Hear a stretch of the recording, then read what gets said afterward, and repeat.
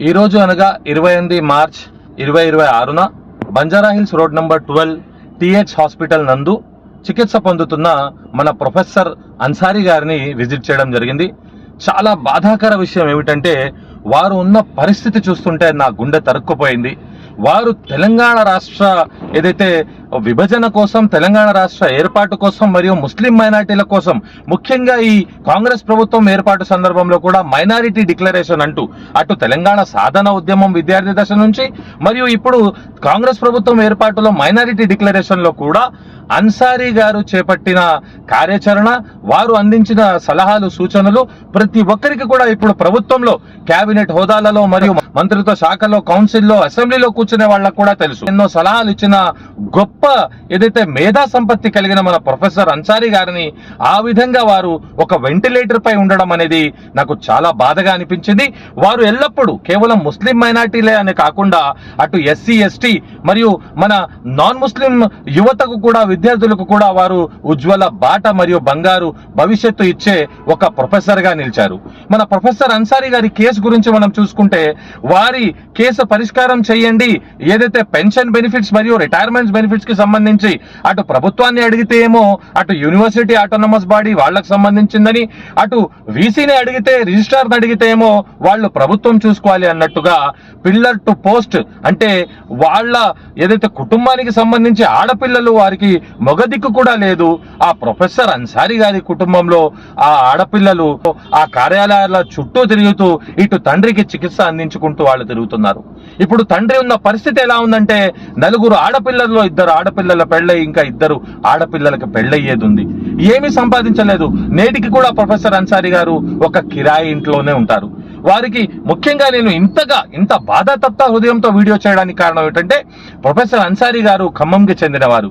వారు ఖమ్మం నుండి ఏదైతే విద్యార్థి దశ తెలంగాణ ఉద్యమం చేస్తూ ఇటు ఓయూలో వచ్చేసి లెక్చరర్ స్థాయి నుంచి వారు ప్రొఫెసర్ స్థాయికి ఎదిగి 2023లో రిటైర్ అయ్యారు. రిటైర్ అయిన తర్వాత కూడా వారు ఎక్కడ కూడా వారు రిటైర్ అయిపోయాను కదా, నేను ఇక రెస్ట్ తీసుకోవాలి, ఇంత కష్టపడ్డాను అని అనుకోలేదు. వారి ఇంటికి ఎవరు వచ్చినా ప్రతి ఒక్కరికి కూడా సలహాలు ఇచ్చిన దయా హృదయం కలిగిన వ్యక్తి. అటువంటి వ్యక్తి ఆయన రిటైర్మెంట్ బెనిఫిట్స్ మరియు పెన్షన్ బెనిఫిట్స్ కోసం నిరహార దీక్షలు కూడా కూర్చోవలసిన పరిస్థితి ఉత్పన్నమైందంటే, మనం తెలంగాణ రాష్ట్రంలో 14% ఏదైతే ముస్లిం మైనారిటీలు ఉన్నారని మాట్లాడుకుంటాం, ఈ ప్రభుత్వం మన ముస్లింలకు ఏదో చేసి పెడుతుందని మాట్లాడుకుంటే, ఒక్క ప్రొఫెసర్ అండి, మీరు గమనించండి, ఓయూలో ఎంతమంది ముస్లిం ప్రొఫెసర్స్ ఉంటారండి. ఈ ప్రొఫెసర్ రిటైర్ అయిన అన్సారీ గారికి మనం న్యాయం చేసుకోలేకపోతే, ఆయన్ని కాపాడుకోలేకపోతే, ఏదైతే మెంటల్ ప్రెషర్ తో ఆయన ఎంత పోరాటం చేస్తూ అటు ఇప్పుడు డెత్ బెడ్ అంటే చాలా క్రిటికల్, ఆయన వెంటిలేటర్ స్థితిలో ఉన్నారంటే దీనికి కారణం ఎవరు? ఒకవేళ ఏది కాకూడదు, మనందరి ప్రార్థనలు, ఎంతో మంది ఓయూ విద్యార్థులు, మొత్తం యూనివర్సిటీ ఆయన కోసం ప్రార్థిస్తుంది.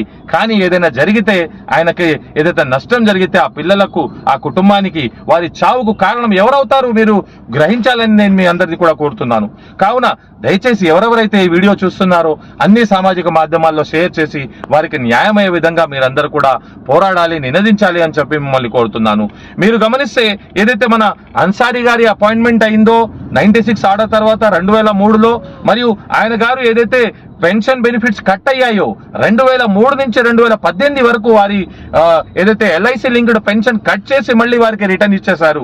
ఎందుకు ఇచ్చేశారంటే, వారికి ఏదైతే రిటైర్మెంట్ లో వారికి ఇచ్చే పెన్షన్స్ దానికి వారు అర్హులని చెప్పి రిటర్న్ ఇచ్చేస్తే, కాదు ఆయన డిఫాల్టర్ లాగా ఉన్నారు, ఆ ఎల్ఐసి పెన్షన్ లో కూడా సరిగా కట్టుకోలేదని చెప్పి ఈ విధమైన వితండ వాదనలు చేస్తూ ప్రతి ఒక్కరిని కూడా ఏందండి న్యాయం చేయండి అంటే కన్ఫ్యూజ్ చేయడం, వాళ్ళందరినీ కూడా తికమక పెడుతూ అయమయ పరిస్థితుల్లో నెట్టివేయడం అనేది పద్ధతి కాదు అని చెప్పి మీ అందరినీ కూడా కోరుకుంటున్నాను.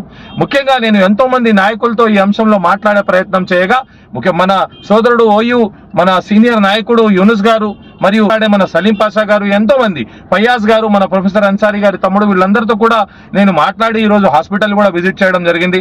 దయచేసి వీరికి న్యాయం చేయాలని, మీరు ఏదైతే సమస్య పరిష్కారం చేయకపోతే, ఇంత త్యాగం చేసి ఇంత పోరాటం చేసిన ఒక ప్రొఫెసర్నే మనం కాపాడుకోలేకపోతే, ఒక ముస్లిం మైనార్టీని తెలంగాణలో మీరు 14% 70 లక్షలు పైబడి ఉన్నారు, వాళ్ళకి ఏదో చేసేస్తున్నామని చెప్పుకునే వాళ్ళం, ఒక్క ప్రొఫెసర్కు న్యాయం చేయకపోతే, న్యాయం కాకుండానే ఆయన ఈ భూమి నుండి వెళ్ళిపోతే దానికి ఎంత మదనపడి బాధపడి దాని తర్వాత మనం వారికి ఏం చేసినా మనం వారికి న్యాయం చేసినట్టు అవ్వదు.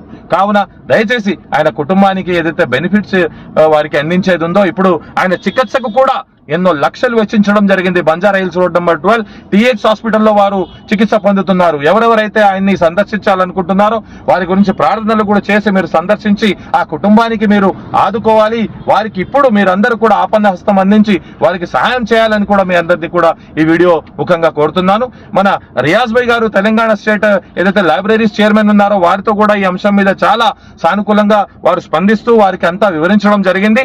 వారి తరఫు నుంచి కూడా ఏదైతే వరంగల్ నుంచే వారు వాస్తవ్యులు, వారు కూడా ఏదైతే ఉద్యమ చరిత్ర ఉన్న ఒక గొప్ప కేబినెట్ ప్రొఫైల్లో ఉన్న మా రియాజ్ గారు కూడా దీని గురించి పట్టించుకొని న్యాయం చేస్తారని వారిని కూడా వేడుకుంటూ, ఎవరెవరైతే ఈ ఇష్యూని సామాజిక మాధ్యమాల్లో రేస్ చేస్తున్నారో ప్రతి ఒక్కరిని కూడా నేను కృతజ్ఞతలు తెలుపుకుంటూ, ప్రొఫెసర్ అన్సారీ గారు ఈ ఫైల్ కి సంబంధించి ఏదైతే పెన్షన్ బెనిఫిట్స్ మరియు ఇతర ఏదైతే రిటైర్మెంట్ బెనిఫిట్స్ ఉన్నాయో ఆ ఫైల్ మన రేవంత్ రెడ్డి గారు ముఖ్యమంత్రి గారి వద్దే ఈ ఎడ్యుకేషన్ పోర్ట్ఫోలియో ఉంది.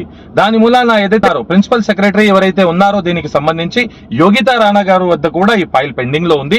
ఇటు వీసీ గారి వద్దకు వెళ్తే మాత్రం గవర్నమెంట్ నుంచి ఏదైనా ఆర్డర్ రావాలని, ఇటు గవర్నమెంట్ మాత్రం అది ఆటోనమస్ బాడీ మన ఓయూ దానికి సంబంధించి వీరు ఎటువంటి చర్య తీసుకోవాలన్నా చాలా ఆలోచించాలని చెప్తున్నారే తప్ప ఈ సమస్యకు పరిష్కారం అనేది వారు తిరుగుతూ ఇప్పుడు ఏదైతే హాస్పిటల్ బెడ్ మీద వారు వెంటిలేటర్ పై ఐసీయూలో ఉన్న పరిస్థితి.